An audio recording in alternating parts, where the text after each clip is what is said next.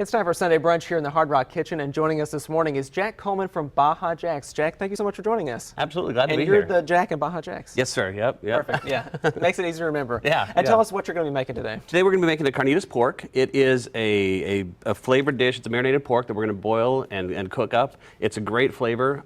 It also is a neutral flavor, so we can use that to add some sauces to and create a lot of different options from just this one meat dish. So what's the first step that we do?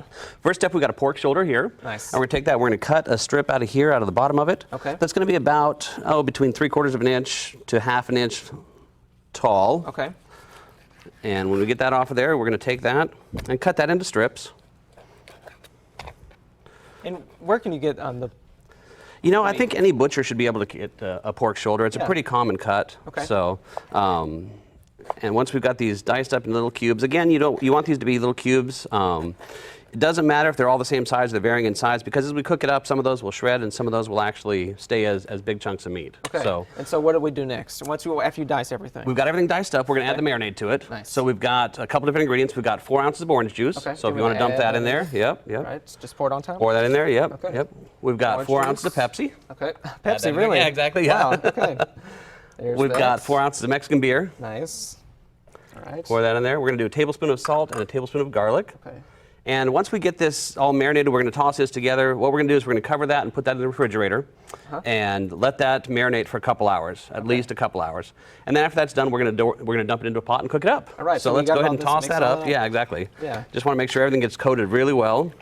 And do you want it to kind of all soak up in the meat, basically? Do you Exactly. want anything left? There'll be a little bit left. There'll be some juice left in there, but not a ton. Okay. So what that does is the marinade helps break down the tissue in that meat and soften it up and make it kind of basically fall apart. You can really smell it too. The all marinade? The marinade on there. Yeah, It's yeah. nice. And so how long does that take? And then what do you do next? What we'll do next is we'll put this in the pot there. We'll cover it with oil, just enough to cover it. You don't want a bunch of oil in there.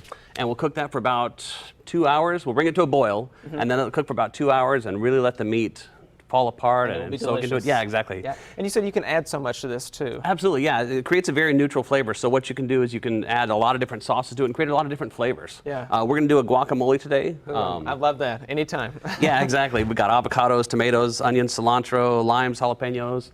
We're also going to do a Chipotle Salsa. Nice. That we're going to put the pork in. The Chipotle is a roasted jalapeno. So you get that smoky flavor, the earthy tones to it.